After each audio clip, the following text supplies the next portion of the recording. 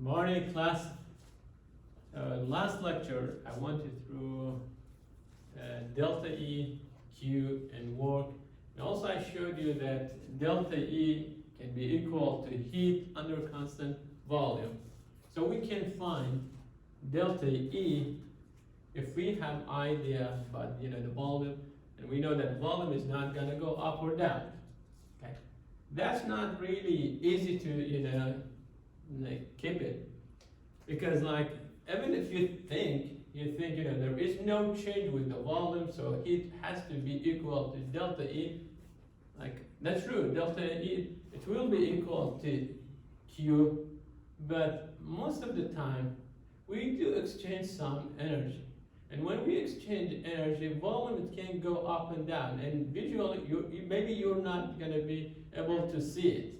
And that one is kind of hard really to track it. We want to get rid of this problem, and we want to make our life easier. So the way we do it, we use delta H, heat under constant pressure. Heat under constant pressure, we call it delta H. And instead of heat under constant volume, we call it delta E.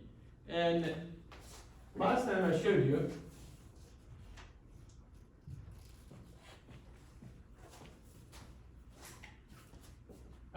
that you can get the delta E. You can prove this one. It says delta E is equal to Q under constant volume, and delta H is equal to Q under constant pressure. So I said, if you can keep this one, keep the volume constant, then you can find the delta E. But this is not easy. I want to raise this problem, and I'm going to deal with delta H. And the way I get the delta H is going to be heat of a reaction that reaction is going to get or lose under constant pressure. Keeping the pressure constant is way, way easier than keeping the volume. Why? Because I can do the experiment exposed to the atmosphere, and I don't need to be worried about the pressure. And assuming when we are doing the experiment, pressure in that time is not going to change dramatically, and the pressure is not going to go up and down. I'm talking about the pressure of atmosphere. Okay. So now we will focus on delta H, which is heat under constant pressure. So delta H is equal to amount of heat that one reaction is gaining or losing under constant pressure. Okay. Enthalpy is equal to the energy plus P delta PV. Okay. So enthalpy is equal to energy plus internal energy plus PV. Okay. Now, problem in here, as I told you, if we have change with the volume, okay, this one cannot be zero, so we need to have a correction to the energy. Okay, energy is equal, delta E is going to be equal to heat under constant volume. But if volume is not constant, that one is not going to be zero, delta E, then it needs to be corrected. And I'm going to focus on that one. Delta H, or change with enthalpy, is going to be equal to change with energy plus change with this term. Change with this term. Now let's look to the definition. Definition, it says delta H, or the enthalpy of any reaction, is equal to heat of reaction that we get or lose under constant pressure. So if I want to write change with this term, I cannot put the change or delta in front of P, because P is a constant number. So I have to put it after P, and I put it in front of B to say delta H is equal to change with the energy plus a correction for it. Okay? And that correction, because we do have change with volume, we have some work here, and we need to include that one and add it to the delta E. So delta H is equal to delta E plus P delta B. Okay. Plus P delta B. And I know that delta E is equal to Q plus work. So I can replace this one there. And also, I get this one, delta H is equal to Q plus work for delta E, and I have P delta B. This term is equal to minus of work, because we know work is equal to minus P delta V. So P delta V is going to be equal to minus of work. P delta V is equal to minus of work. Why don't you take this term, minus work, and put it inside the second equation? When you put it there, you get heat plus work plus minus of work. You cancel work by work, and you get delta H equal to Q. How did we get this one? We got this one when pressure was constant. When the pressure was constant. So I'm going to rewrite this one and make it more clear. I'm going to say delta H is going to be equal to the heat providing pressure is constant. So I will show it as a subscript, and I say delta H is equal to Q under constant pressure. We have these three methods to find delta H of one reaction. Okay, we can use the calorimeter to track heat of one reaction. We can use the Hess's law, or we can use delta H, standard delta H of formation, to find delta H of one reaction. And I'm going to try to practice all of them for you. Okay. Before we start, start all those three methods, I'm going to show you what's exactly the delta H. I have carbon plus O2, I get CO2. Okay. And this reaction is an exothermic reaction. What does it mean? That means like if you mix carbon with O2, okay, you're gonna spend some energy to break the bond between two O atoms, okay, and then you will get new connection between carbon and oxygen. Those connections, they will give you more energy than whatever you spend. So at the end, you will gain energy. The system is going to release some energy. So I have a reactant. The reactant can be here carbon plus O2. Reactant is sitting in higher level than the product. Okay. Here the product, from reactant to the product, okay, we will get energy. Okay. This is not really correct, graph for like a coordination of one reaction, because we can't drop, we can, just simply from reactant go down to the product.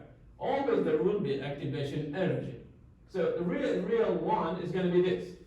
You will have a reactant. In order to transfer the reactant to the product, you need to give it some energy. Like let's assume you have propane gas. You cannot turn the propane gas to product or anything else without at least one spark. So I need to give it tiny maybe heat to ignite the reaction. And that one is going to be the barrier or the activation energy. So from the reactant to this maximum point, we say this is the activation energy or the barrier that we have to give the system. Okay, at least one time we need to give it to the system. And now when we pass this one, the maximum point, which we call it transition state. When we pass the transition state, we will get a product that is sitting lower level than the reactant. The gap between reactant and the product, we call it delta H. So the gap between reactant and product, we call it delta H. And now check the energy of the product. Energy of the product is less than energy of the reactant. And if you subtract energy of the reactant from the product, you will get a negative number. So we say heat, amount of heat that reaction gave us is going to be a negative number. Okay. And we say delta H, it will be a negative number.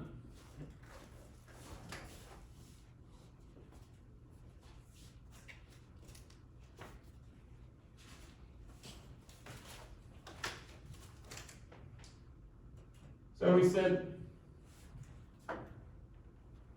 we have exothermic reaction. I go with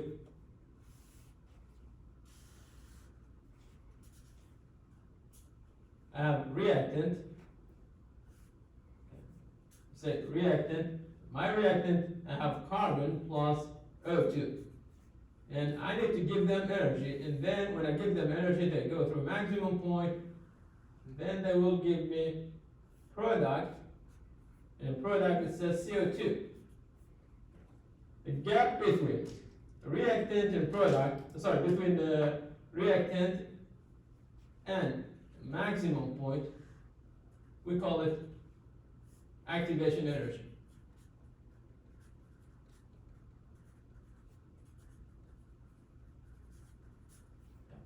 And maximum point by itself, we call it transition state.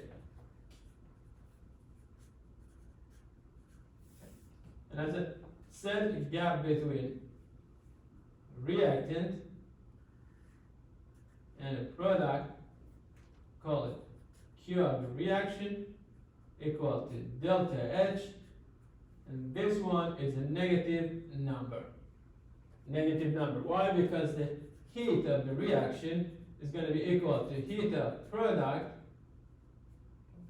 minus heat of the reactant.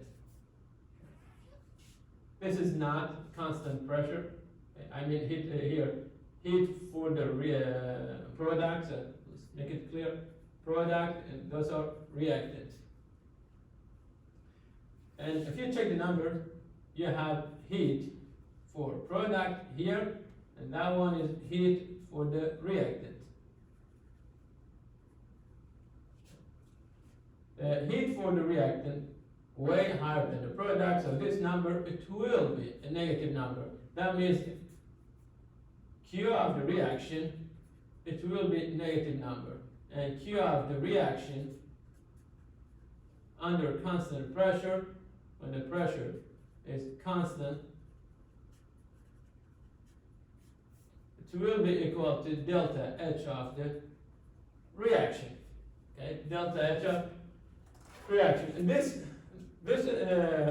graph represents exothermic reaction. When I say exothermic reaction, heat is exiting the system. Okay, so take the EX from exit and say exothermic. So I go EX from exit and I say exothermic.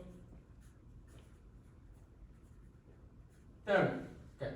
If you reverse this reaction, let's say this time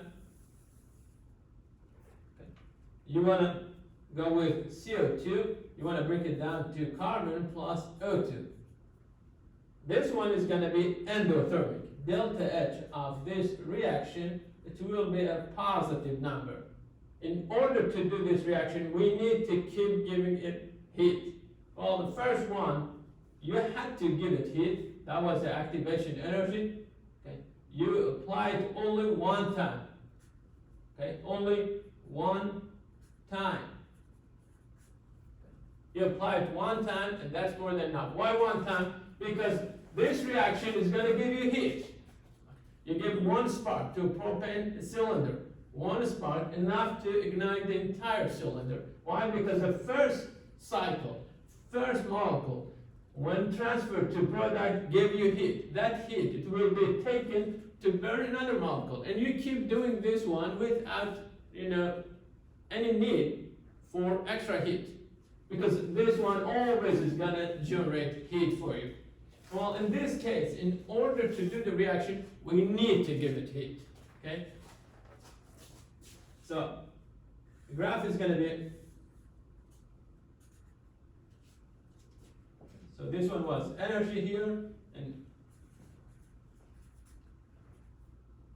coordination of reaction. Again, energy, and we have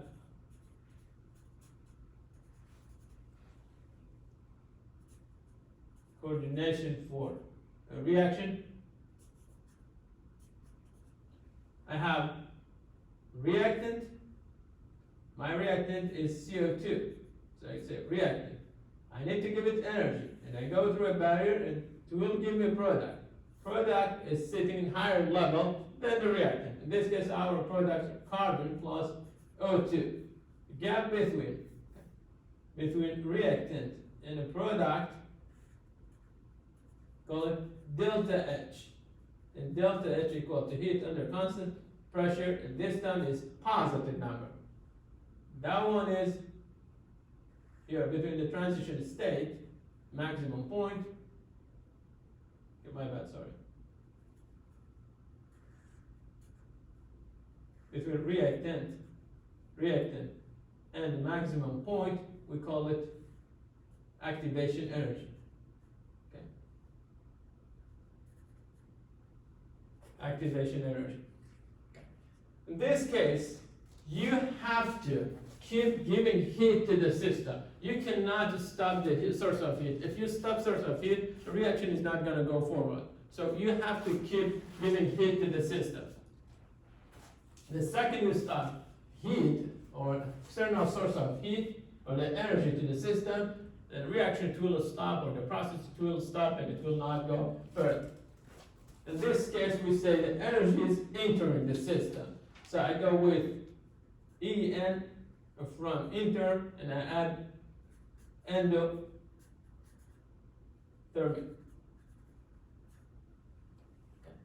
So I said this time energy is entering the system.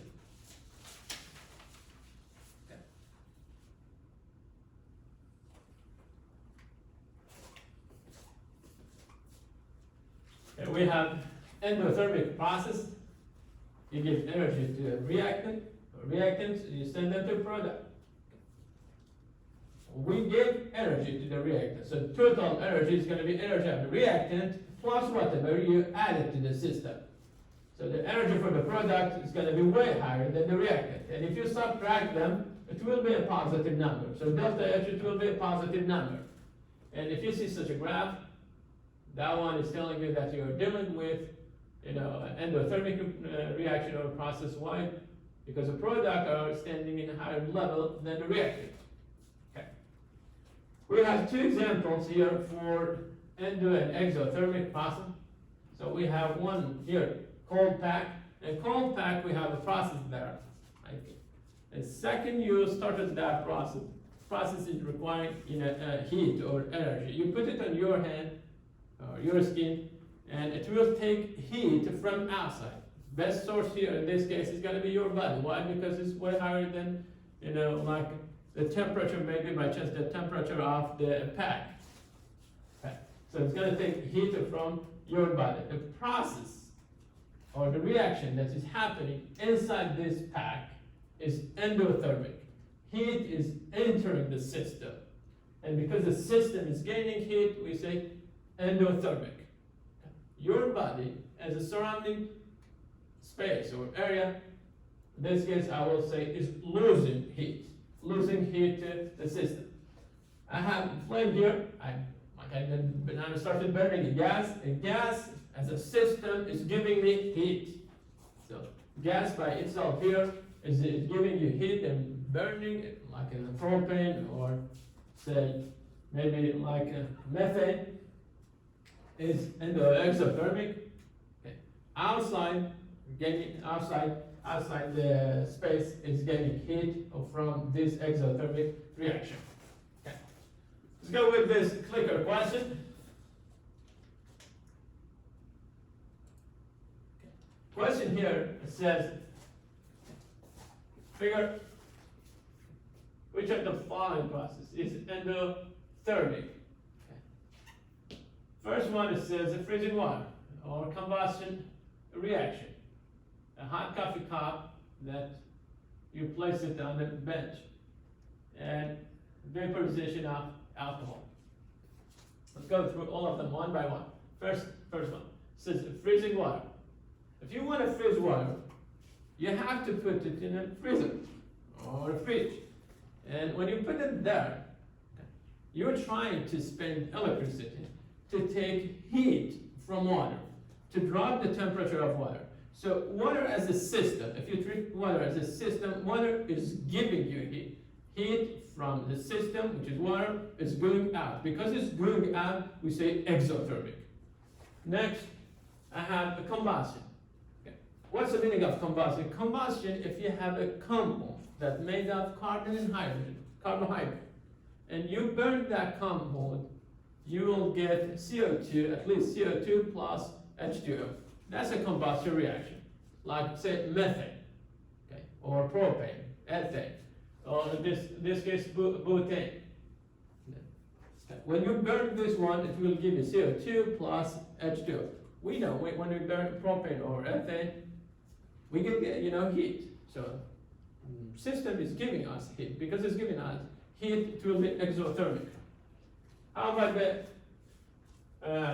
coffee cup? Let's say this one is my coffee cup, which is not. Okay. I got my coffee, it was hot at the beginning of this lecture. I put the coffee on the bench. After a while, when I taste the coffee now is cold. So the coffee by itself now here lost heat, or let's say the coffee, the liquid of that coffee and the cup, they lost heat. So heat is going outside. Because heat is going outside, exothermic. How about vaporization? Anytime you are dealing with melting, okay, melting the compound or vaporization of a compound, you are dealing with endothermic process. Because from solid to liquid, in order to move from solid to liquid, like this laser point, which is solid RAM, if I want to turn it to liquid, I need to heat it. Because I'm heating it, it's gaining heat. So this one, it will be endothermic, the thermic process. Now, let's say I turn it to liquid, or this liquid. I want to turn it to gas. How? Just keep heating it. You will reach boiling point and keep boiling until you turn the entire liquid to gas. Okay. So the correct answer is going to be vaporization. Vaporization, it will be endothermic process.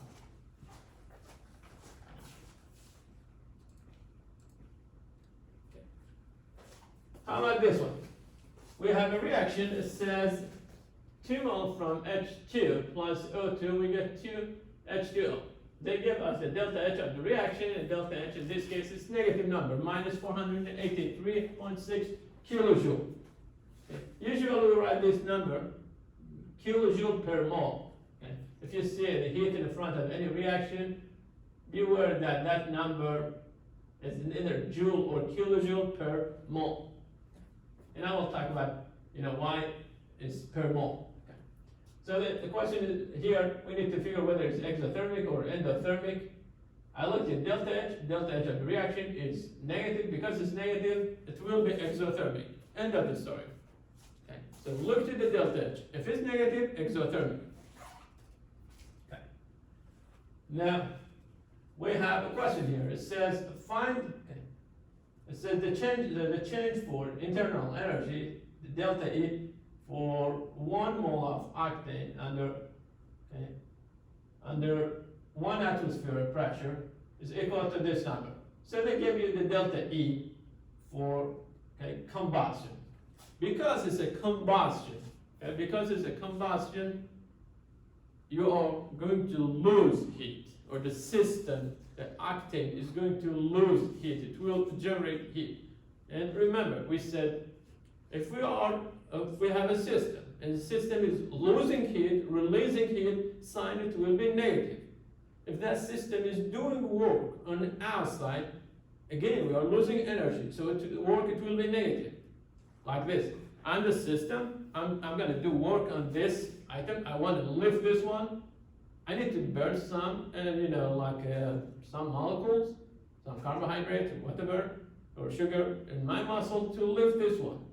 I did work on the system. Because I did work on the system, I'm going to lose energy. I will be tired after a while. How about the energy? Energy is going out. System is releasing energy. Because it's releasing energy, so the sign for delta E, it will be negative. So this number, it will be negative. Why? Because it says combustion. Anytime you are dealing with combustion, delta E, it will be a negative number. And enthalpy, if the change in enthalpy is equal to this number. Now the question is, what's the sign of delta H? Is it negative or positive? Because it's a combustion, it will be negative. Okay? It will be negative. So the delta E is going to be negative, and delta H also negative. So let's go through this question.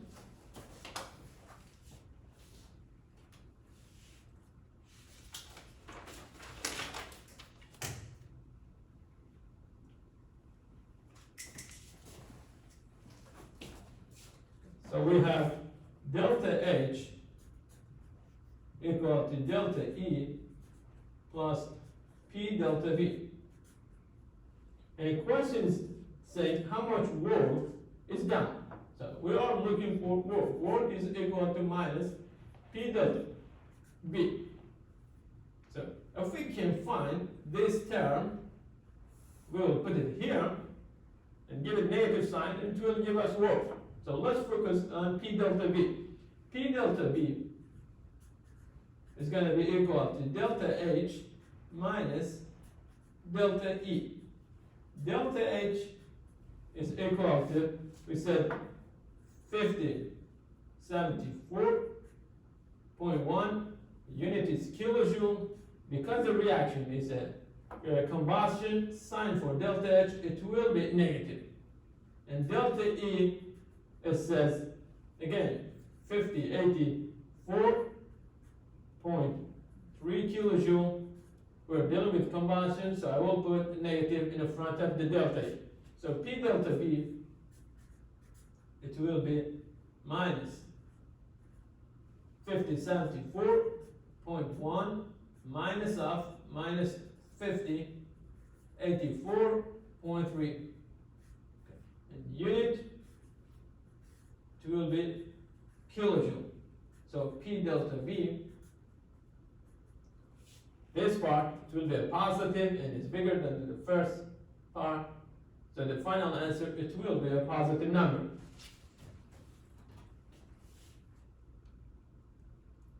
Now, 74.1, sorry, 74.1 minus 5084.3. I got this one equal to plus 10.2 kilojoule. This is not work. Work is equal to minus of this number. So work, it will be a negative number. We burn octane. We burn octane. Octane is a carbohydrate, carbon. So it will give you, it will give you heat. Okay? It will release energy. It's like a gasoline. You burn gasoline and use that, extra energy that you get to move the car. Look at work. We got the work negative. Well, what's the meaning of negative? Negative sign for work, that means the system did work on outside. When you burn propane, you're gonna do work somewhere, or you will do work on somewhere. And as you see, we did work, and the work is equal to 10.2 kilojoule. And formula for octane is C8H. It's gonna be 18, I believe, yeah. Okay, next one, see what we have. Okay.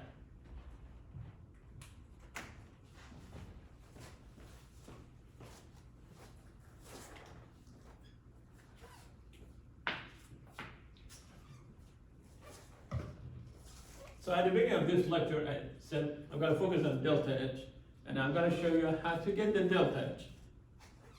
We practice the formula of the delta H equal to delta E plus P delta V. Now, let's get the delta H directly, rather than dealing with delta E. Okay.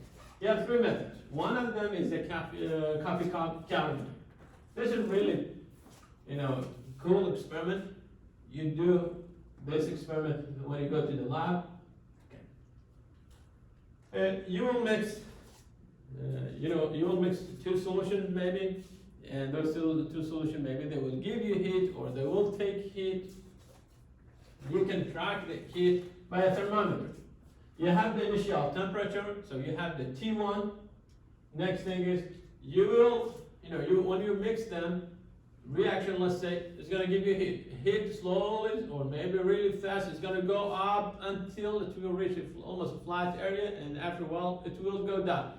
It will go down until it will reach the room temperature. We will take the maximum point. That's going to be your T2. Okay. So I have T1, I have T2, so I have the delta T. That's good. That's a good one. Next, I need to have the mass of this coffee cup diameter, or I need to have the heat capacity, or the specific heat capacity of this system. So you have two options. First, you will say Q of the reaction equal to minus Q of the solution, or Q of the system equal to minus Q of outside. Q of the solution, or outside, I can find it through two ways. C of the solution multiply delta T when you don't know the mass of this system. You don't know the total mass. You don't know the heat capacity for each part, the specific heat capacity for each part. You go with this. C multiply delta T. C, it has the mass of the container, okay? Mass of the container, liquid, or whatever is hanging here. Why? Because all of them are going to get heat. Or if you know the mass, you go with this one. Q of the solution equals the mass of the solution multiply specific heat capacity of the solution multiply delta T. This formula, it kind of like ignoring the fact that the container is going to absorb some heat. Okay? Like if, let's say, we came in with a design that this container is not going to absorb any heat, so then you can say the only part that's going to absorb heat, it will be the solution. So give me the mass of the solution, give me specific heat capacity of the solution, initial temperature and final temperature.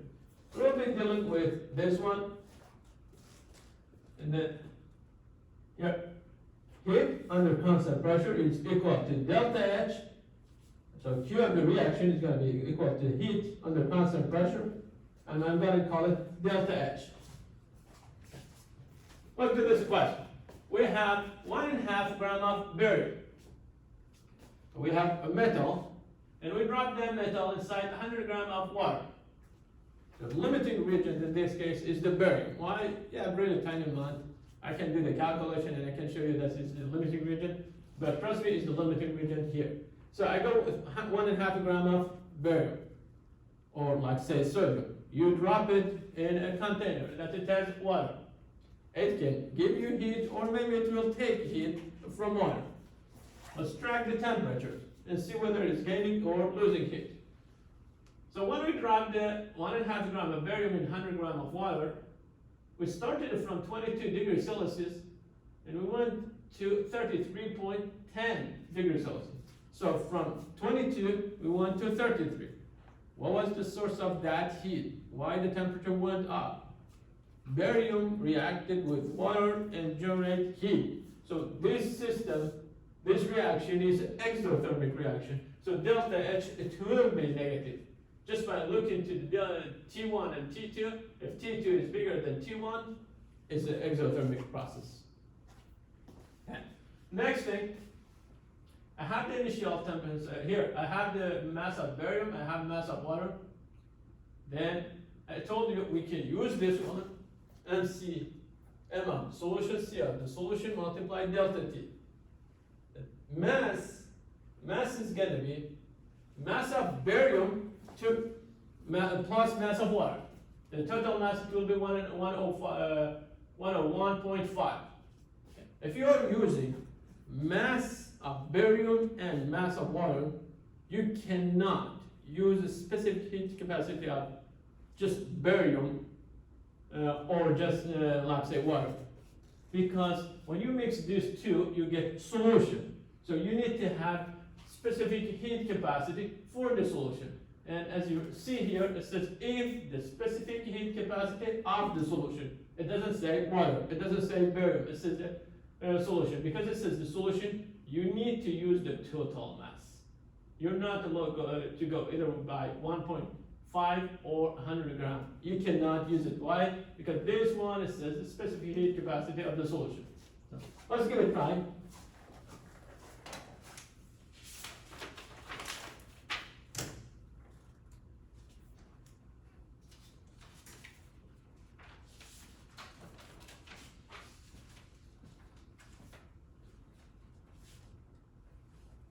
So we have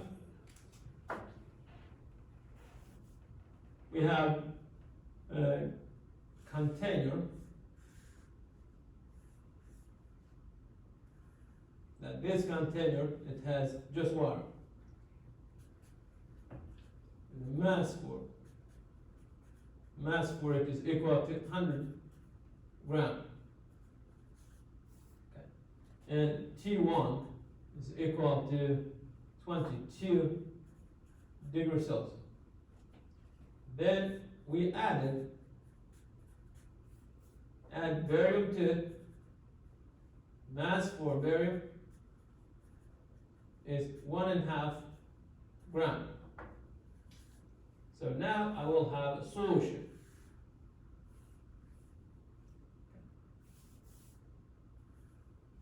So now we have the solution, and I'm going to say this one is solution, and the solution is made of barium and water. And mass of the solution, it will be mass of barium plus mass of water. So the total mass for the solution will be 1.5 plus 100. It will be 101.50 grams. And T2 is given.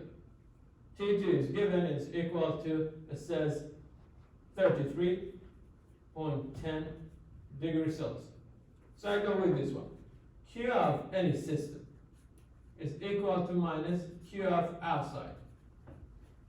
Okay. What's the system here? System, it will be a reaction. So I go Q of the reaction is equal to minus Q of outside. What's the outside? Anything that surrounding the reaction.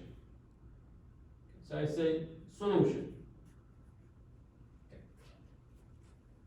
You need to be careful about this one. When you put a thermometer in any system, you're not measuring temperature of that reaction. Okay. You are measuring temperature of the surrounding space. So when when I drop barium inside water, barium with water did a reaction. They released some energy, and the energy was taken by anything around them. So outside of the solution got that energy, and I'm tracking that energy by measuring temperature of outside or the solution. So I go with Q of solution is equal to either C delta T or Q of the solution equal to M of the solution, CS of the solution to delta T, okay, delta T. I go with this one, okay, because they gave me specific heat capacity of the solution. This one is given and is equal to 4.18 joule over gram to degrees Celsius. So I go with the second formula because I have the specific heat capacity. So now let's use the second formula. Q of solution is going to be equal to total mass 101.50 grams multiply specific heat capacity 4.18 joule over gram to degrees Celsius multiply delta T. It will be T2 minus T1. T2 we have it 33.10 minus 22 unit degrees Celsius. So the calculation, 33.10 minus 22, that's going to give us 11.10 multiply 4.18 multiply 101.50. I got this one equal to 4709.397. Okay, we have 4 sig fig, this one 3 sig fig, and here, this one we have 4 sig fig for it. If you subtract them, answer will be 11.10. Okay, here 4 sig fig. Unit, you cross C by C, gram by gram, you get joule. So Q of the reaction, it will be equal to minus Q of the solution, and it's going to be equal to minus 4709.397, sorry, 97 joule. Okay. We've got Q of the reaction. Okay, Q of the reaction. You have the right to say that Q of the reaction equal to delta H. Okay. So you can say delta H of the reaction equal to Q of the reaction, and it's going to be equal to minus 4709.397 joule. So this reaction is exothermic. But the problem with this one, problem with this delta H does not tell you how many, per how many mole you can get this amount of heat. Okay. If I go back to the question is telling me here, if I go with 1 mole of barium, how much heat I will get? I don't know whether I use 1 mole of barium or not. I need to figure that one. I use 1.5 gram of barium. So first thing I need to do, I need to transfer this one to mole, and then I will compare the ratio. So I got delta H of the reaction.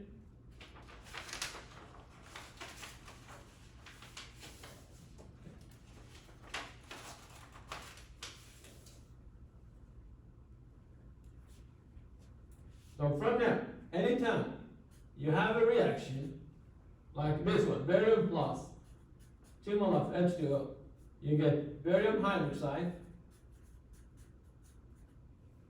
plus H2, and there is delta H in the front of it. There is a delta H in front, and they are asking, what's the delta H of the reaction? They are looking for heat, okay, either joule or kilojoule per mole.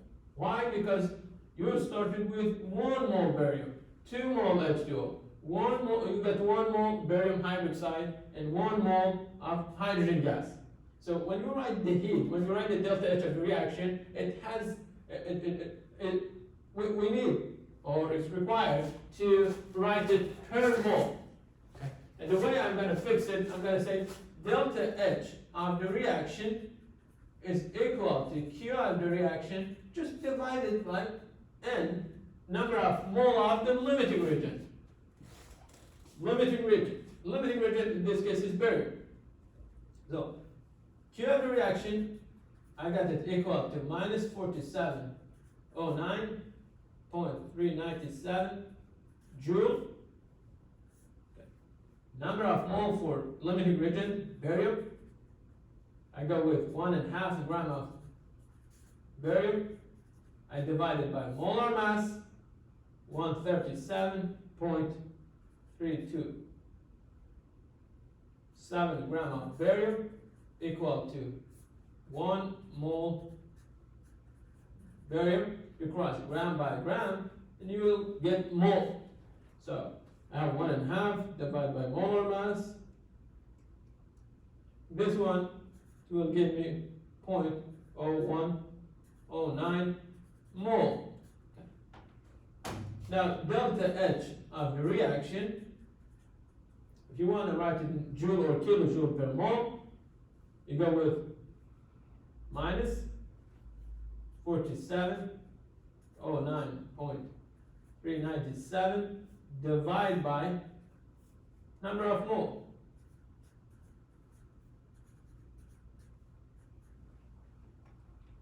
I have 4709.397 divided by, it will give me 4.31 minus 4.31 multiply 10 to the power of 5 joule over mole. Okay. Joule over mole. Okay. And remember, 1 kilojoule equal to 1,000 joule. So if you want to transfer this one to kilojoules, simply just divide this number by 1,000. If you divide this one by 1,000, delta H of the reaction, you got it minus 4.31 multiply 10 to the power of 5 joule over mole. 1,000 joule equal to 1 kilo. So you get minus 4.31 multiplied 10 to the second, or 431 kilojoule over mole. Okay. We have 360 here, so our final answer must be in 360. Okay. Then just let's put sign here. We said the way we got this one, we started with water. We have initial temperature, mass for it. We added barium to it. We said barium is a limiting reagent. We mixed them. We got a solution or mixture. We had the final temperature. We have the specific heat capacity of the solution. Okay, specific heat capacity of the solution. So now I can go with this one. Q of the system equal to minus Q of outside. What's the system? It's the reaction. We are looking for delta H of the reaction. And what's the surrounding? It's going to be the solution. So you go with Q of the reaction equal to minus Q of the solution. You have two options. You can go C delta T. If you are given specific heat capacity, you go with this. Otherwise, if you have the mass and the specific heat capacity, go with this one. They give me mass and a specific heat capacity. So I will use this one. I got Q of the reaction, a positive number. Q of the solution, a positive number. Solution is gaining heat. That's true. Because the temperature went up. Okay. What was the source of that heat? Is the reaction. So heat of the reaction is going to be a negative number, minus of this. I said Q of the reaction, you can call it delta H, but then you have to be careful about the unit. Okay. This is joule, okay? Or you can transfer it to kilojoule, but you don't have the right to take this number and write it in the front of this reaction. Okay? You can write this number in the front of this reaction. Why? Because this reaction, it says 1 mole. And you did not use 1 mole. You used 1.5 gram of barium, and this one is way less than 1 mole. So why don't you divide all this heat by number of mole and get the delta H? So the best thing is ignore this one. Okay? Ignore this one. You don't need really to write this one. Okay, so I'm gonna cross it. It's not wrong to say, okay, it's not wrong to say, but you don't have the right to write it in the front of the reaction. Okay. So I got Q of the reaction. So delta H of the reaction is equal to Q of the reaction divided by number of mole of the limiting reagent. I got number of mole of the limiting reagent, divide the Q of the reaction by this number, it will give you the delta H of the reaction in joule over mole. You can transfer it to kilojoule by dividing this number by 1,000. I divide by 1,000, and I got the delta H of the reaction by kilojoule over mole. Now I have the right to write it down. Okay? So now I can say this number is equal to this one, delta H of the reaction is equal to minus 431 kilojoule per mole. I can use this number and write it in front of the reaction.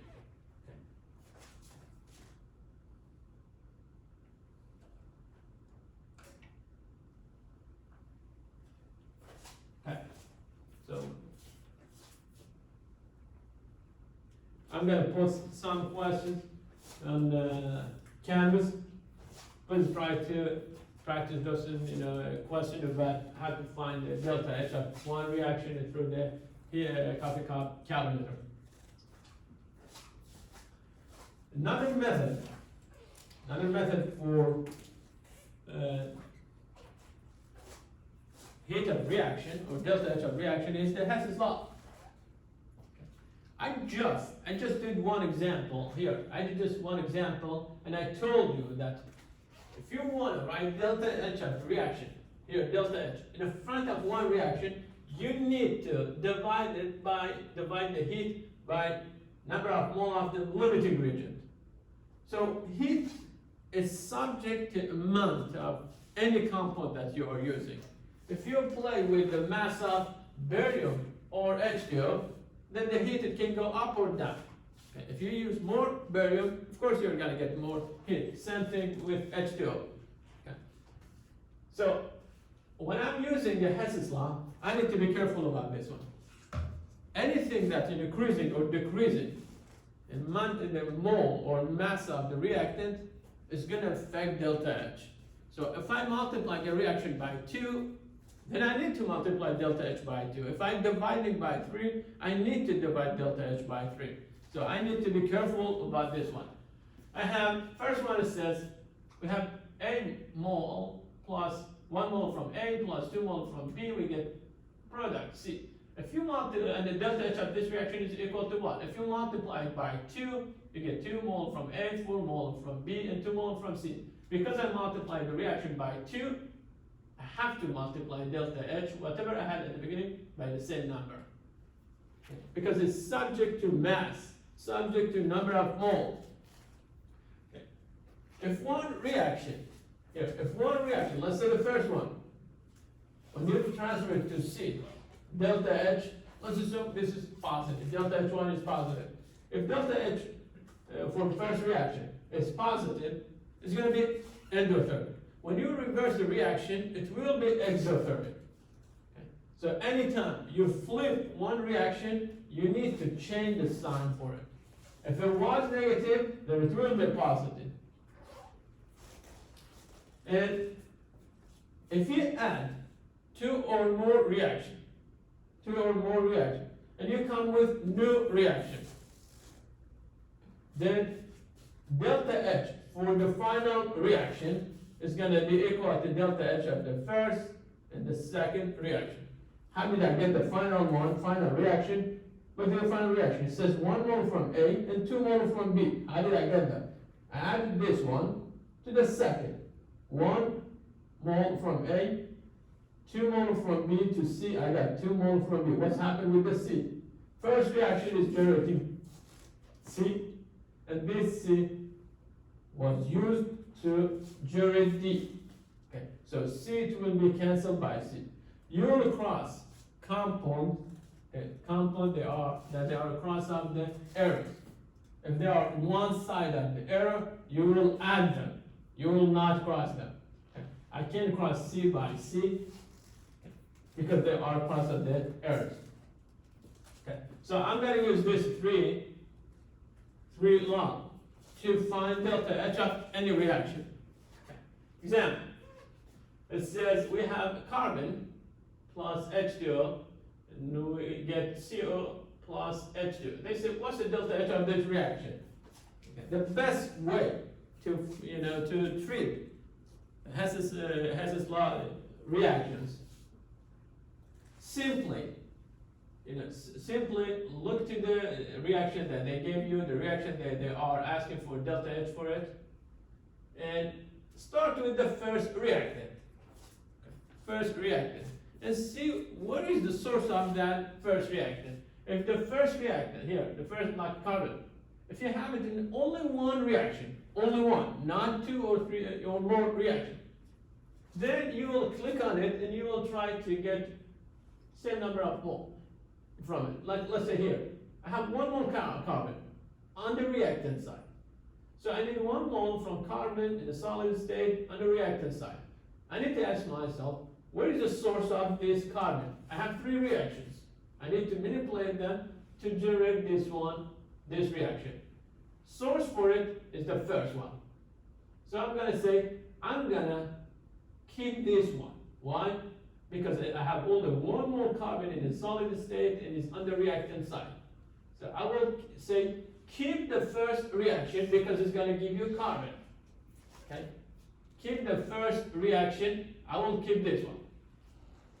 Okay. Next, I go with H2O. I need one more from H2O. Where's the source of H2O? It's here. I need one on the reactant side. But this one, it has two on the product side. So first thing, I need to take the H2O, bring it to the reactant side. What do I need to do? I need to flip the reaction. I need only one mole. I need only one mole, but this one has two. So I'm going to flip the reaction and also divide by 2. Okay. You flip the reaction, and divide by 2. If you flip the reaction, look at the sign. From negative, turn to positive. Okay. From negative, turn to positive. And because I divide the entire reaction by 2, okay, I need to divide delta H also by 2. Okay. So this one is gone now. Okay, now we are moving to CO.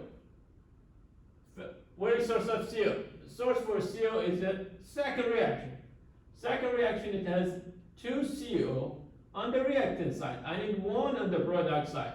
So this time I'm going to say, let's take the CO, put it in the product side, flip the reaction, and divide it by 2. Why? Because we need 1 more, only 1. So I'm going to flip the reaction, and I will divide by 2. Flip the reaction. Delta H, it will be positive. Because we have flipped it. You divided the entire reaction by 2, so you have to divide delta H also by 2. Okay. So that one is gone. Okay. Now I got 3 reactions. I need to add them. Okay. I need to add all this reaction and see whether I can generate the top reaction, the one they gave us, or the one they are asking for. If we can generate that one, that's a good news. If not, we made a mistake somewhere. So always add them. If you have to stop that they are across of the errors, you can cross them. Otherwise, you will add them like O2. You will add them. Okay.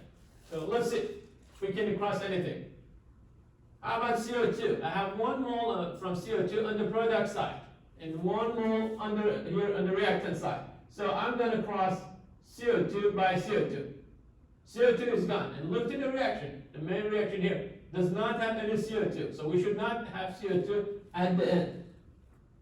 Next one, O2. I have 1 mole O2 on the reactant side. And I have half mole O2 plus half mole O2. So those two, they will give me 1 mole. 1 mole O2. 1 mole O2 will be crossed by this mole. So I will cross 1 mole O2 by these 2 half. Okay.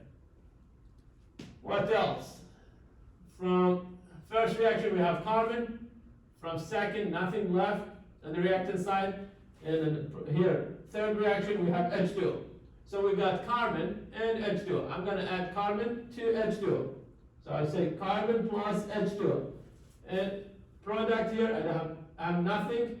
This one I have CO2, so I will say CO2 on the product side, and I have H2 from the third reaction.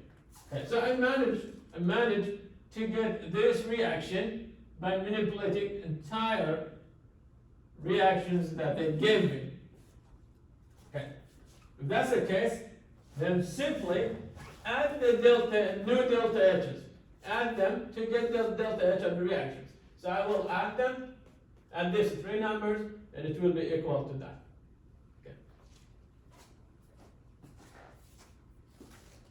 We have, I think in your slides, we have 2 or 3 examples, and I'm going to try another one. Okay. Yeah. We have 2 of them. So I will go through one more, and then leave one for you guys. And let's go through first one.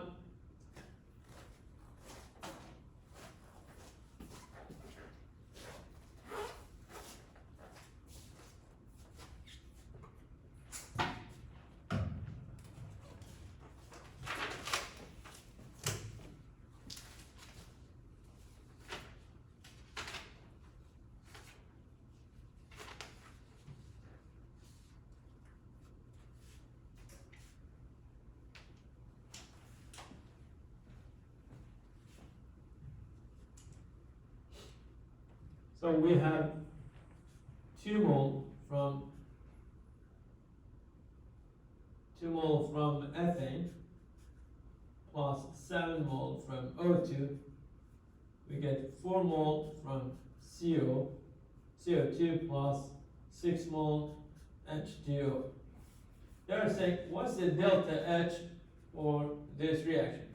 Find the delta H kilojoule per mole. We need to find delta H for this reaction. So this is main one. Given reactions, we have first one, it says 2 mole from carbon plus 3 mole H2. We get C2H6. Delta H of this reaction is minus 84.68 kilojoule per mole. Second one, it says C plus O2. We get CO2. Delta H, consider that your first reaction. This is going to be the second reaction, minus 393.51 kilojoule per mole. And third reaction, H2 plus half of O2, we get 1 mole H2O. Delta H of this reaction, minus 285.83 kilojoule per mole. Okay. So I need to manipulate all the 3 reactions to get the top one. And as I told you, click on one reactant. Start with the first reactant. Click on this one and see what's the source for it. You need to go with a reactant or any compound that you have in only one reaction, not 2 or more, because that's going to be a headache. So I go with ethane for now, and I will underline ethane, and I will say reactant. Okay? What's the source for ethane? First reaction. Okay? First reaction is the source of ethane, and it has only 1 mole. Okay? I need 2 mole from ethane and the reactant. This one, it has it on the product side. Okay? So what I need to do, I need to flip the reaction and multiply it by 2. So flip and multiply by 2. If you flip the reaction, C2H6, you get 2C plus 3H2. Delta H of the reaction, it will be a positive number.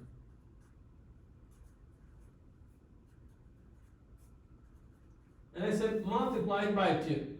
If you multiply it by 2, okay, then you have to multiply delta H also by 2. So I get 2 mole from C2H6, then 4 mole from carbon, 6 mole from hydrogen, delta H for the reaction, it will be 84.68 multiplied 2, and unit is kilojoule per mole. Okay. So that's the way we do it. I'm not going to repeat the same stuff. So simply, I will write, either flip, when I'm flipping and multiplying, I will write the final, answer for it. Next, O2. Look to the O2. So we managed to get 2 mole from ethane on the reactant side. O2, and here it says 7. What's the source for O2? Second and third reaction. So I'm going to skip O2. Why? Because I have it in 2 reactions. Let's focus on CO2. CO2, only source for it is the second reaction. This one says here, product, their product. So that's a good news.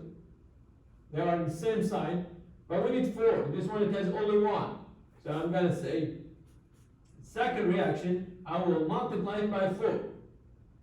if you multiply this reaction by 4,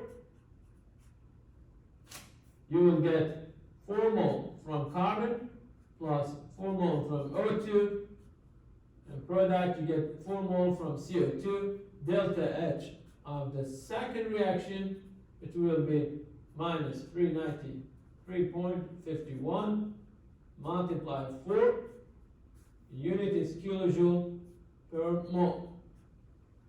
Okay. Next, H2O. Say product, because it's after arrow. Source for it is the third reaction. It's on the product side. So again, good news. We don't need to flip the reaction, but we need to have 6 mole. So I'm going to multiply the third reaction by 6.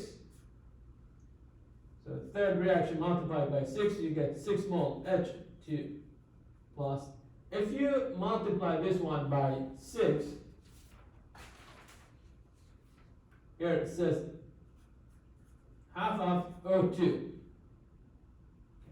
6 multiply half, it will give you 3.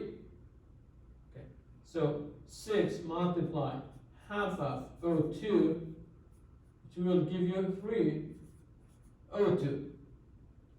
So when I multiply this one by 6, it will be 3 O2, and there I get 6 H2O. The delta H for the reaction, it will be minus 285.83 multiply 6, unit is kilojoule per mole. Okay. So now try to add 1 to 2 to the third reaction and see whether you can get this one or not.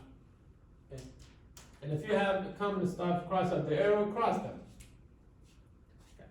So we are dealing with these 3 reactions. I see 4 mole from carbon on the product side. 4 mole from carbon on the product side, and 4 mole here. Okay. So carbon will be gone. Next thing, how about hydrogen? We have 6 mole hydrogen and 6 mole hydrogen. So hydrogen also will be gone. What else? I have ethane, I need it, I need 2, I need 7 from O2, and the product I have 4 CO2 and 6 H2O. So I got 2 from C2H6 plus 4 and 3, okay, 4 plus 3 O2, and 4 CO2 plus 6 H2. So I added these reactions. I added this reaction to get this one. So delta H for this reaction, delta H of this reaction is going to be, I'm going to write it here, delta H for the reaction is going to be equal to delta H, the first reaction, plus delta H of the second reaction, plus the delta H of the third reaction. Okay, you add this number after multiplying them, okay, and then it will give you the delta H for the reaction. So I will write it there. So from first one,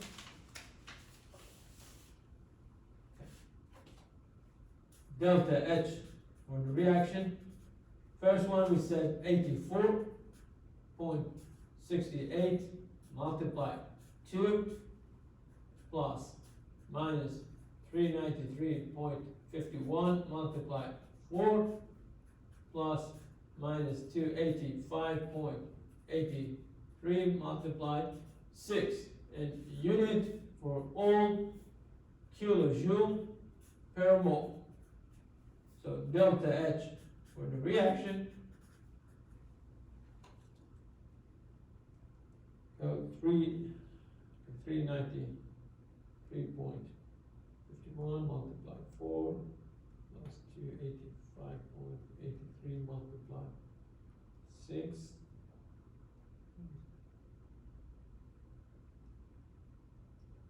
84.68 multiplied 2.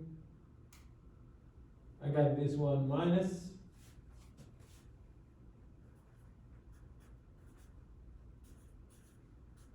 kilojoule per mole. We double check it.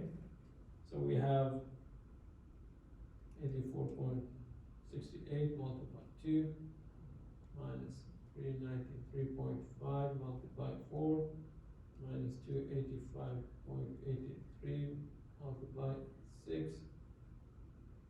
No, I got a different number. Let me see where I did it. Okay, I think I made a mistake somewhere.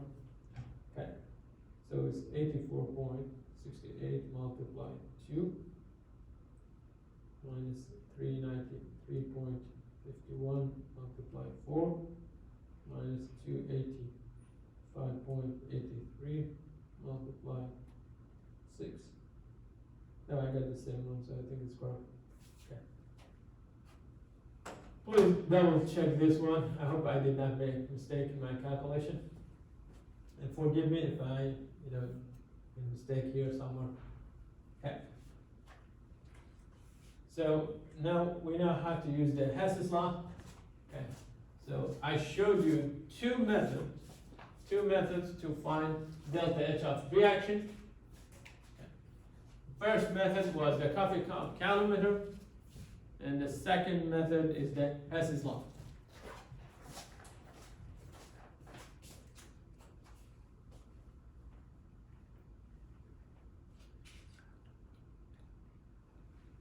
Okay. And last one. Okay, last method is going to be the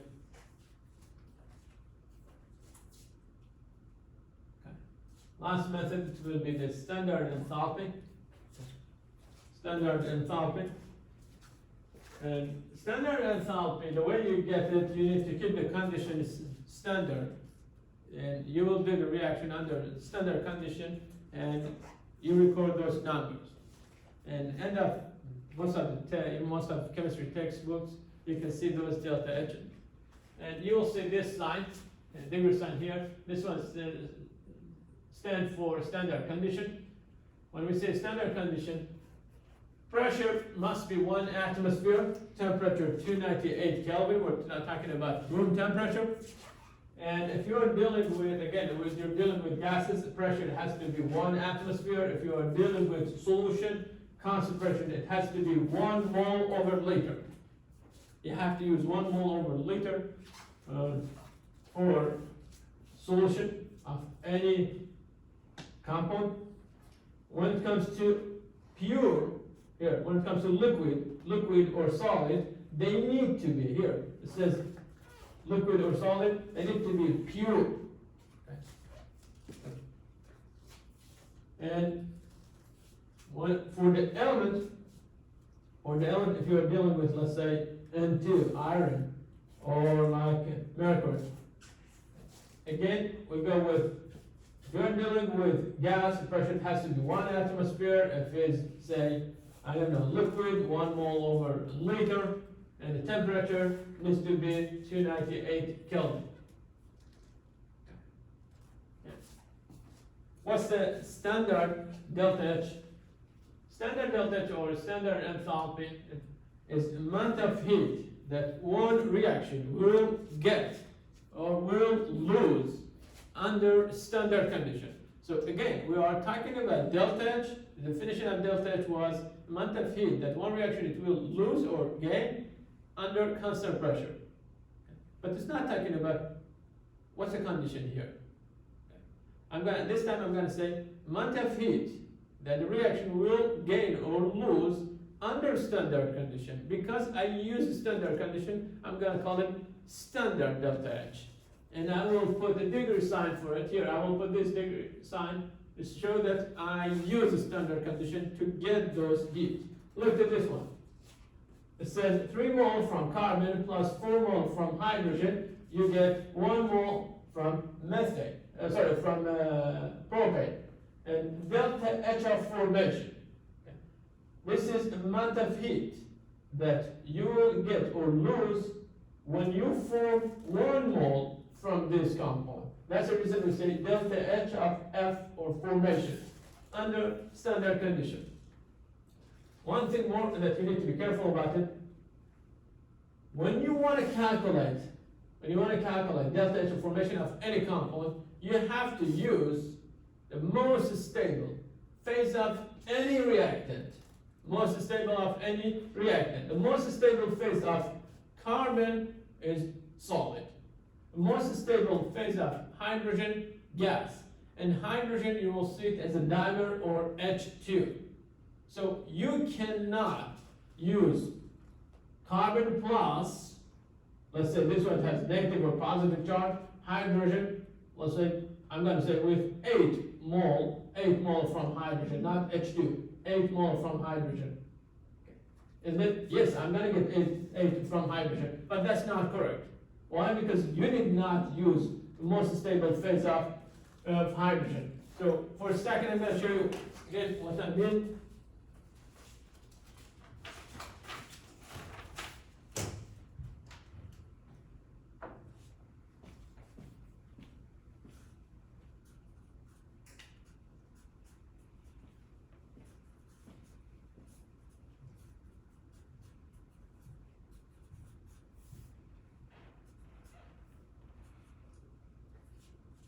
This is the most stable phase for carbon, most stable phase for hydrogen. Hydrogen is gas, and propane also is gas. If you do this reaction under standard condition, and pressure equal to 1 atmosphere, delta H, it will be standard delta H. And this one we call it delta H of formation. Okay, so delta H of this reaction is will be delta H of the formation. You cannot go with, let's say, I go with 3 mole from carbon plus 8 mole from hydrogen, and say this one is gas, and it will give me that one. This is wrong, because this is not the most stable phase of hydrogen. Or, I don't know, you can go, for example, let's say, sodium plus chlorine, can get sodium chloride,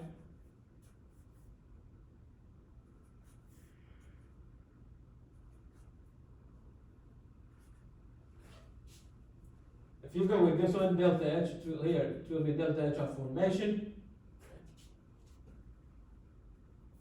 I don't have the right to say 2 from sodium in a positive, with a positive charge, plus 1 or 2 from chlorine, here 2 from chlorine with a negative charge. So I get 2 from sodium chloride. You cannot go with iron. You can do it, because neither of this under standard condition, or the most stable phase. And the most stable phase. The sodium, we find sodium as a solid, so sodium has to be solid. Chlorine must be in a gas. Sorry about this one. Chlorine goes with gas. This one says 2 chloride ion. So this one is wrong. And if you use those, delta H for this reaction is not gonna be equal to delta H of formation. So be careful about this one.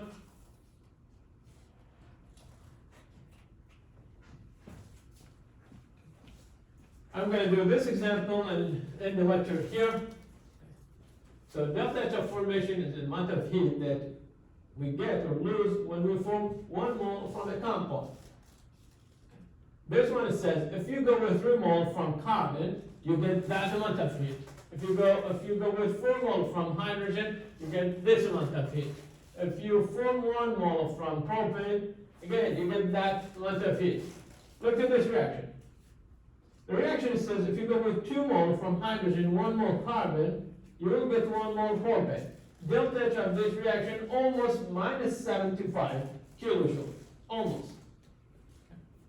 So if I go with 2 mole, what's the molar mass for hydrogen? Around 2, multiplied by 2, it will be 4. So if you start with 4 grams of hydrogen, 4 grams from hydrogen, you will get almost minus 75 kilojoules. This one is saying, what if I increase the mass to 19.5? So from 4, you increase it to 19.5. You increase the mass by almost 5. If you increase the mass by almost 5, delta H, or sorry, the amount of heat that you will get, it will be 5 times of that number.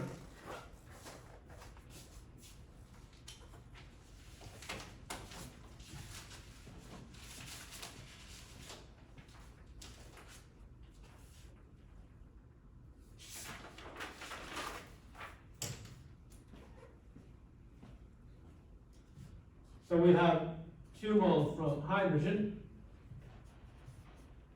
plus 1 mole from carbon. We get 1 mole from CH4. Delta H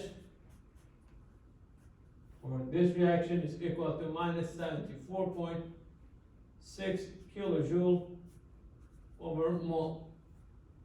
Okay. The way you can read this reaction, you can say 2 mole hydrogen will give me minus 74.6 kilojoule. Or I get minus 74.6 kilojoule if I start with 2 mole hydrogen. You can do the same thing for, carbon or methane. So for methane, for instance, I can say I get 1 mole, whenever I form 1 mole methane, I get minus 74.6 kilojoule. Or we get this amount of heat whenever we form 1 mole methane. So you will use them as conversion factor. Question is saying, if mass of hydrogen is equal to 19.5 grams of 5 grams from hydrogen, tell us how much heat the system will release or absorb.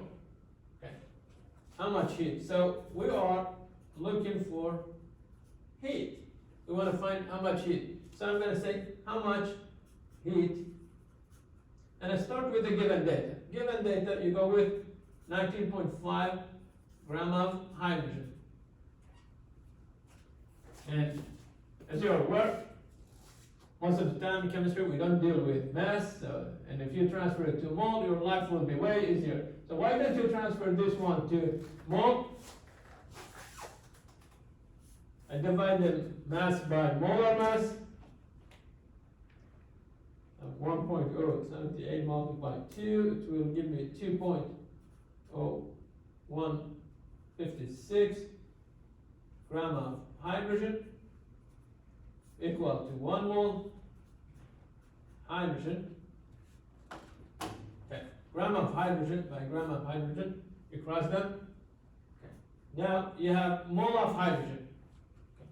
You want to say how much heat we get by this amount of mass. We transfer the mass to mole. Now you have mole, you write the mole there. And you look to the reaction. Reaction, it says 2 mole of hydrogen will give you minus 74.6 kilojoule. You stop there. This part give you number of mole for hydrogen. Have 19.5 divided by 2.0156, and it's equal to 9.67 mole of hydrogen. Okay, you take this number here, divided by 2 multiplied by 74.6, and I got this one, heat, equal to minus 360 0.86 kilojoule per mole. Let me double check my answer. So it's 19.5 divided by 2.0156 divided by 2, multiply with 74.6. Yes, I got the same answer. We have 3 sig feet, here 3 sig feet. Okay. And I told you with 2 mole hydrogen, you get minus 74.6 kilojoule. Okay. Look at this number. This is 5 times of 2. Okay. 9.65 is almost 5 times. If you treat this one as a 10, it will be 5 times of this. So number, like amount of heat, it will be 5 times of this. And if you get the ratio between these two, almost 5 times. Okay. Okay, thank you guys. So I'm gonna stop the lecture here. And I will continue the thermochemistry chapter next lecture. Take care, guys.